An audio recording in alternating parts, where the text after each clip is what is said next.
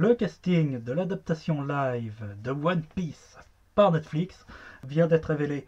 Et si vous suivez ma chaîne depuis longtemps, c'est-à-dire depuis l'époque où ma chaîne c'était surtout des montages, enfin tous les montages à la con qui pouvaient me passer par la tête à l'époque, ils y sont toujours et j'en fais toujours d'ailleurs.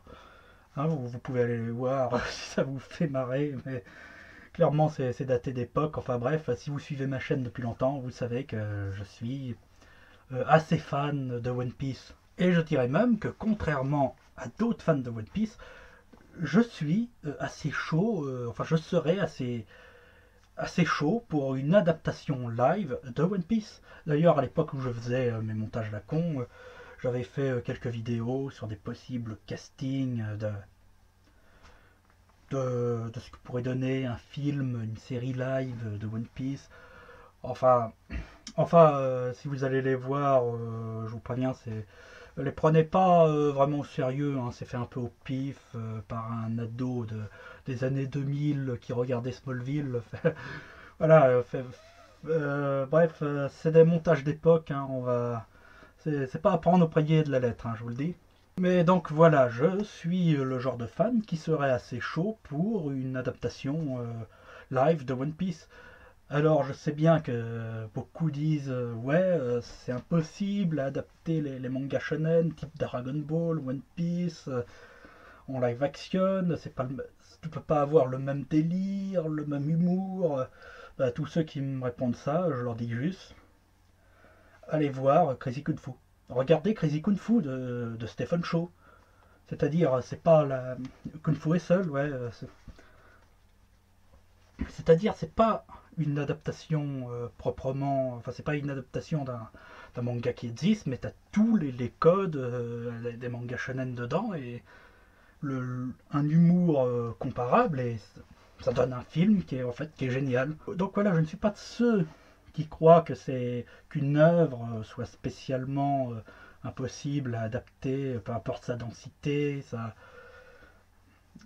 sa complexité. Enfin bref, on a adapté l'Odyssée, Ulysse, il y a eu des films sur ça, on peut bien adapter One Piece, bordel de merde. Et surtout, il y a beaucoup de trucs, beaucoup d'œuvres qui étaient jugées inadaptables, qui ont fini par être adaptées, et assez bien d'ailleurs, Le Seigneur des Anneaux, l'Odyssée de Pi. Aujourd'hui, on a pléthore de films de super-héros, dont certains, même les plus casse-gueule, comme Ant-Man, tout ça, qui sont adaptés. Enfin, les films sont peut-être pas forcément géniaux, n'empêche qu'on arrive à les adapter. Par exemple, Watchmen. Watchmen, j'aime pas le film de Zack Snyder, n'empêche que il a adapté Watchmen dans une durée. Enfin, il l'a peut-être un peu foiré, mais oui, il a réussi à transposer Watchmen à l'écran. Pas forcément très bien, mais beaucoup de gens ont malgré tout découvert Watchmen à travers le film de Zack Snyder. Et ils prétendent que le comics ils prétendent que le film est comparable aux comics. Donc, je suis pas d'accord avec ça, mais n'empêche que ouais, il n'y a pas d'œuvre inadaptable. Faut juste attendre, par exemple attendre que les technologies soient différentes, soient suffisantes. L'Odyssée, L'Odyssée de Pi, par exemple, c'était jugé inadaptable parce que avoir se trimballer un tigre apprivoisé dans une barque avec un jeune garçon à côté qui pourrait se faire bouffer à tout moment, c'était impossible. Et des années plus tard, le numérique a permis de créer un tigre vachement bien fait, ils ont fait le film. Donc voilà, ça peut être possible d'adapter One Piece en live action, il faut juste trouver le bon truc, la bonne idée, savoir comment bien retranscrire l'univers de One Piece, qu'on le reconnaît de façon réaliste, mais pas trop non plus. Voilà. Bon, personnellement, pour bien adapter l'univers de One Piece, il faudrait une espèce de mélange entre Crazy Kung Fu, Pirates des Caraïbes et Tim Burton. Enfin bref, un truc un peu perché. Mais ouais, je pense que adapter One Piece en live action, c'est possible. C'est possible, mais jusqu'à maintenant, ça relevait surtout du fantasme hein, quand je faisais encore une fois, quand je faisais mes montages à la con sur ma chaîne, je pensais pas qu'il y allait avoir un jour un live action One Piece. C'est pour ça que je choisissais des acteurs, enfin qu'il y aurait vraiment un live action One Piece. C'est pour ça que je choisissais les acteurs au pif. Mais il se trouve qu'il y a de ça quelques temps, Netflix a annoncé la création, enfin le projet d'un live action One Piece. J'y croyais pas des masses. Je me disais aussi qu'ils sont assez cons pour le faire. Et quelques temps après est apparue une lettre d'Oda qui confirmait cette adaptation live action One Piece. Je ne sais plus dans quel festival il avait annoncé ça. Mais bref, je me disais ça allait pas être fait avant des années, mais pas plus tard que l'été dernier, on a eu le premier logo officiel qui m'a laissé une réaction assez mitigée. C'est-à-dire, je sais pas, ce logo, je sais pas, il est à la fois cartoon, à la fois réaliste. Je pense que ça donne à peu près le ton que sera la série, mais j'arrive pas à déterminer si je trouve ça beau, ridicule ou laid. Enfin bref, j'avais un peu, depuis le logo officiel, j'avais un peu mis cette annonce de côté, et puis j'avais un peu peur de ce que Netflix allait faire, hein, parce que ouais, je pense que j'ai confiance que c'est possible de faire un bon live action One Piece, mais j'ai pas confiance en Netflix, hein. Pour tout vous dire, j'ai perdu toute confiance envers Netflix depuis leur adaptation de The Witcher. Alors là, je sais que j'ai perdu 90% des spectateurs et que je me suis pris en retour les 90% en pouce rouge. Mais pour moi, The Witcher, ils ont vraiment fait chier dans la colle, quoi. Ils ont vraiment... Enfin, tout ce qu'il fallait pas faire pour adapter Witcher, ils l'ont fait. Déjà, prendre Henry Cavill en Gérald de Rive, c'était une erreur monumentale à partir de là. Quand j'ai vu le casting d'Henry Cavill pour jouer le Witcher, le sorceleur, ben, j'ai compris que le projet était mort. Projet que j'étais hyper hype pourtant au départ, parce que j'étais fan des bouquins, j'étais fan des jeux. Bon, depuis la série, cet univers me ressort un peu par les yeux.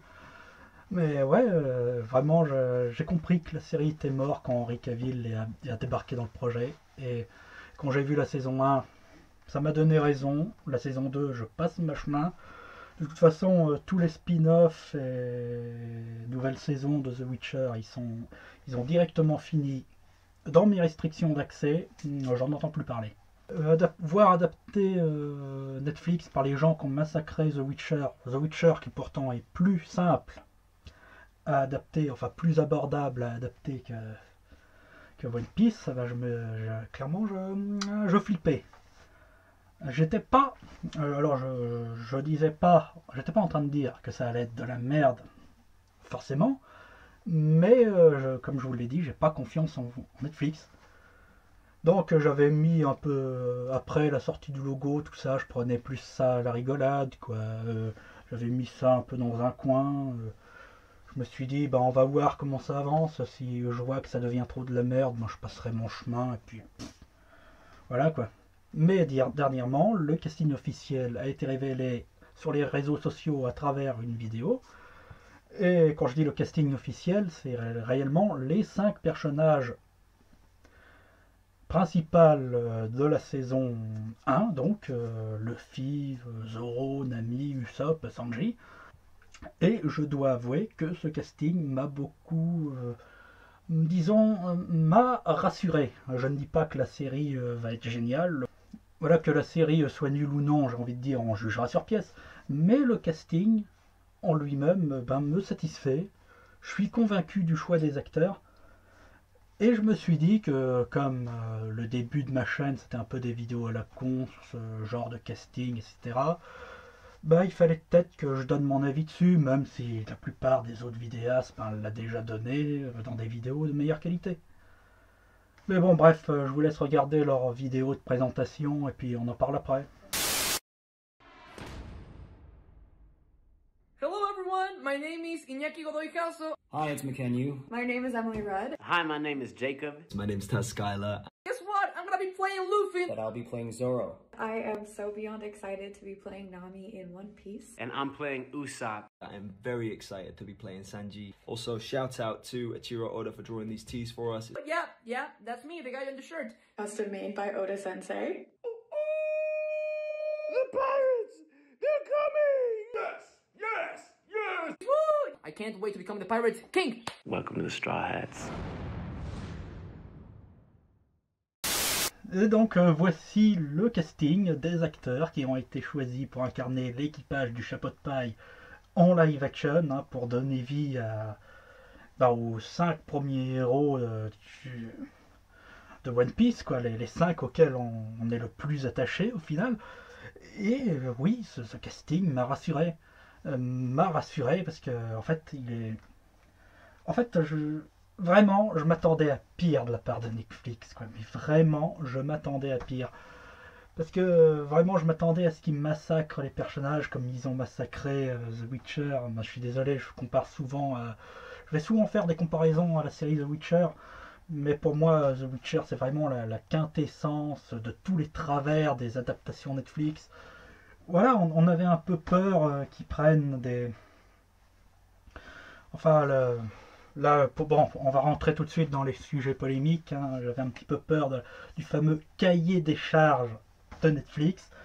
Hein, voilà quoi. On avait tous... sur internet, il y avait beaucoup de blagues comme quoi Shanks serait joué par un acteur noir, Nami aussi. Mais là, le casting qu'ils ont choisi, il est raccord, il est logique. Je vais vous expliquer. C'est parce que, en fait, c'est là que tu vois que quand même cette fois ils n'ont pas autant chié dans la colle que dans The Witcher. C'est-à-dire que là, il y a eu de la recherche. Il y a eu de la recherche et aussi ce casting, il me rassure sur le fait que Eiichiro Oda, c'est vrai qu'il supervise la série et qu'il veille à ce qu'ils font pas trop n'importe quoi.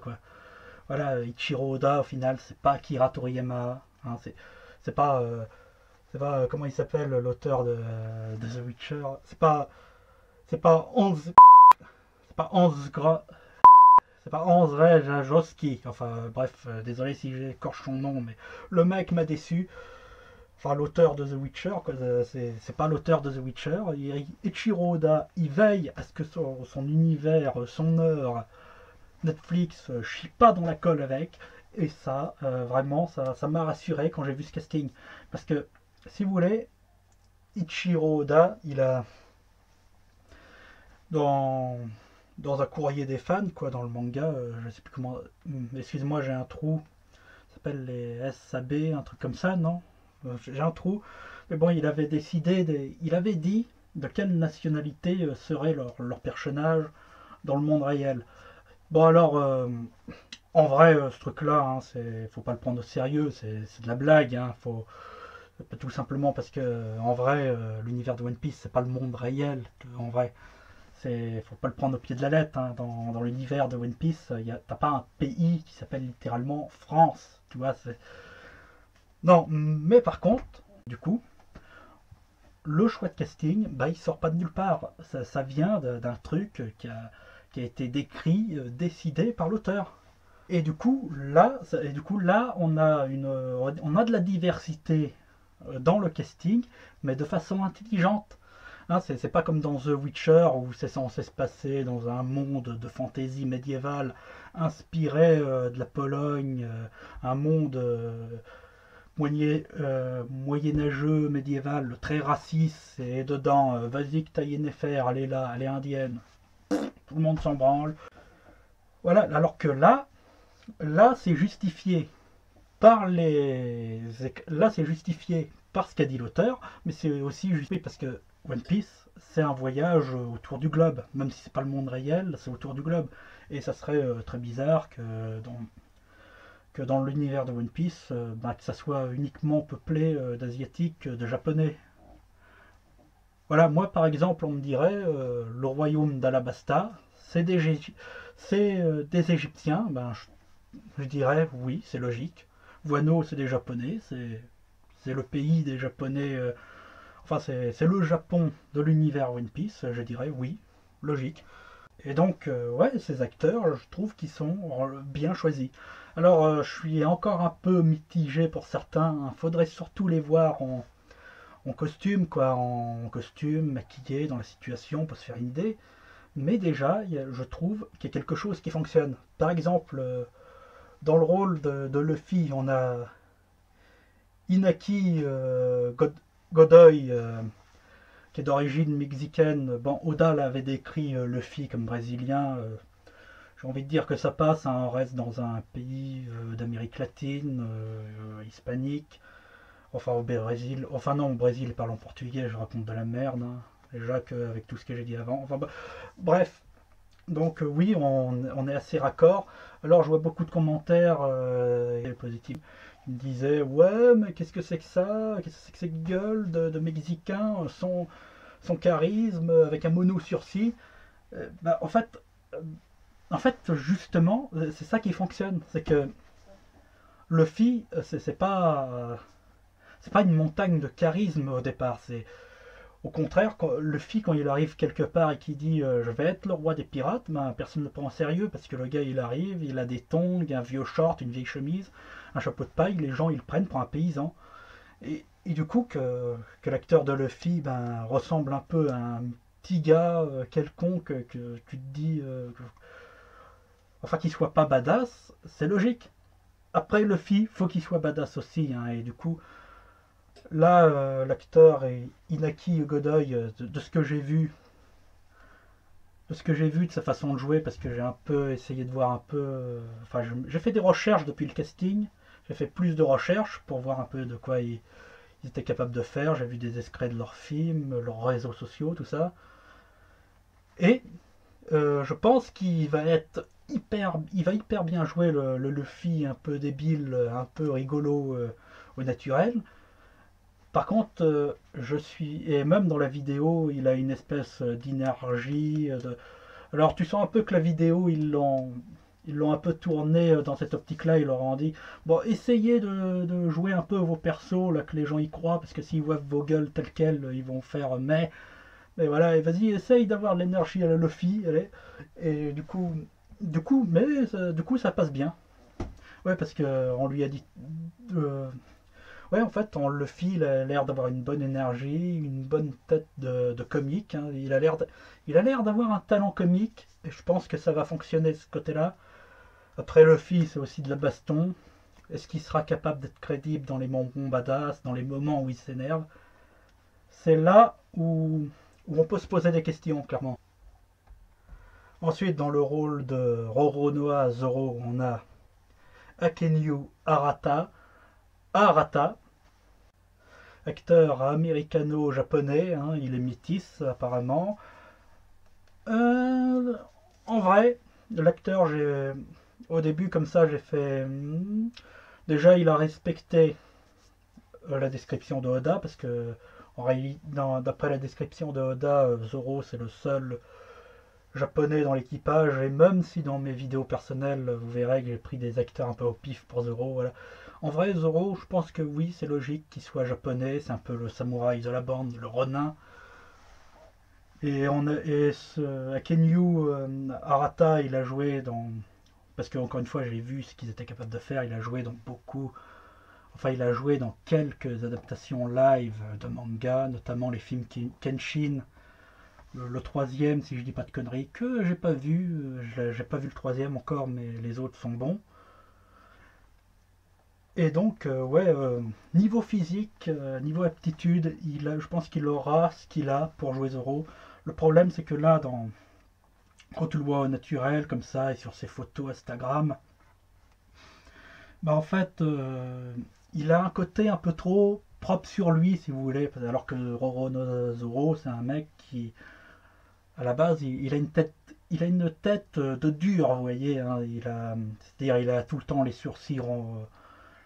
Il a tout le temps l'air renfrogné, il a des veines sur le front, il est vénère, quoi. Il faut qu'il soit énervé.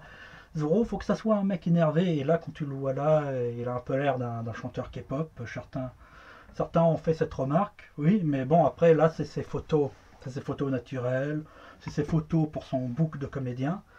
Il faudrait le voir en costume, en maquillage. Je pense qu'on le verra dans la série avec une gueule plus vénère et des taches de sang, là, comme ça. Ouais, là, on va reconnaître Zoro. Là, encore une fois, on a un bon choix de casting. Dans le rôle de Nami, on a Emily Rude, et là, par contre, juste rien à dire. Mais alors, juste rien à dire. Et clairement, c'est elle qui fait l'unanimité sur les réseaux sociaux et c'est pas pour rien. Le choix de casting est parfaite. Elle est un peu rousse. Elle a un peu l'idée. En fait, elle correspond à l'idée qu'on peut se faire de Nami dans la vraie vie. Et je pense que c'est elle qui va nous épater dans la série, hein, clairement. Je pense que, en plus, elle a l'air d'être une vraie fan de One Piece, hein, elle. Enfin, quand j'ai vu sur les réseaux sociaux, elle liké plein de trucs. Elle disait que qu'elle adorait le personnage, qu'elle adorait l'univers. Au début, je me disais, ouais, bon, tu dis ça pour la promo, mais voilà, c'est comme, voilà, parce que moi, ça fait quand même quelques années que je me farcis les acteurs du DCU qui disent, ouais, j'adore ce personnage en comics et tout ça, alors qu'en fait, ils en ont jamais un ouvert de leur vie avant le film. Mais ouais, elle, ce qui n'est pas forcément obligatoire d'être nul dans le rôle, hein, mais ouais, au final, Emily Rude, j'ai plus regardé ses réseaux sociaux et ouais, en fait, elle est réellement fan de One Piece. Je pense qu'elle connaît le personnage et vraiment, je pense que c'est elle qui va nous épater dans le rôle. Dans le rôle de Usopp, donc on a Jacob Romeo Gibson. Et là aussi, là, vraiment génial. En fait, c'est génial. Il a une bonne tête d'Usopp. C'est-à-dire, si vous voulez, je ne sais pas s'ils vont lui coller une prothèse de nez allongé. Beaucoup de gens disent que ça serait de la merde. Moi, je serais favorable. Je serais favorable pour ça. Tout simplement parce que le mec, il a un peu un visage où tu vois Usopp dedans. Je sais pas comment ça se fait. C'est peut-être au niveau des yeux. Il a un peu les sourcils comme ça. Le nez un peu comme ça. Et du coup, même s'il n'a pas la prothèse, quand tu imagines qu'il a un nez long, t'y crois en fait. Et puis il n'y a pas que ça, c'est que en fait le gars, là dans la vidéo, tu le vois, il a l'air un peu comme Inaki Kodoy, il a l'air d'avoir un petit peu un talent comique. Et je pense que lui il peut passer. Je pense qu'il va être. Je pense qu'il peut faire quelque chose de très bien dans une espèce de rôle de loser, un peu trouillard, mais attachant. Ouais, alors ça, là encore une fois, le casting, très bien trouvé, vraiment, rien à dire. Et enfin, le dernier, et pas des moindres, Sanji étant mon personnage préféré dans le manga et la série animée, Taz Skyler dans le rôle de Sanji, un acteur réalisateur britannique. Bon, mon côté un peu patriotique aurait aimé qu'ils prennent un Français dans le rôle, mais là encore, ils ont fait des recherches, ils n'ont pas pris n'importe quoi, c'est-à-dire ils ont pris un Européen. Ouais, après, pour être français, je ne sais pas si c'est parce que Sanji c'est mon personnage préféré et que je dis ça, mais quand je le vois comme ça, je vois déjà je vois Eminem en premier. Ma première réaction c'est de me dire putain c'est Eminem. Ma deuxième réaction c'est de me dire putain en fait il aurait dû jouer Ener. Ouais, je suis pas très convaincu. Après, je me dis que maquillé en costume, peut-être que ça passera mieux. D'ailleurs, il y a des fanarts, des Photoshop qui tournent sur les réseaux sociaux où ils ont tous des looks plus proches, où ils les ont lookés avec Photoshop façon manga. Et même lui, au final, ça passe très bien avec une mèche sur l'œil et un sourcil un peu comme ça. Et donc, ouais, c'est peut-être celui où je suis le plus mitigé pour l'instant, mais lui aussi, j'ai un peu vu ce qu'il faisait en dehors de ça, ses réseaux sociaux, tout ça. Et il y a un truc qui me plaît, c'est que le gars, il a l'air un peu d'un. Il a un petit peu l'air d'un déglingueur, quand on le voit dans ses réseaux sociaux. Il y a des photos où on le voit fumer, où on voit qu'il est sportif déjà. Il pratique l'escalade, un peu les arts martiaux, apparemment. Il est en train de s'entraîner à faire des coups de pied là, dans une vidéo qui tourne. Je pense qu'il peut avoir ce côté un peu classe gentleman de Sanji, mais qui est à la fois une espèce de francouillard, même s'il a il est anglais, déglin, un peu vulgaire, un peu râleur.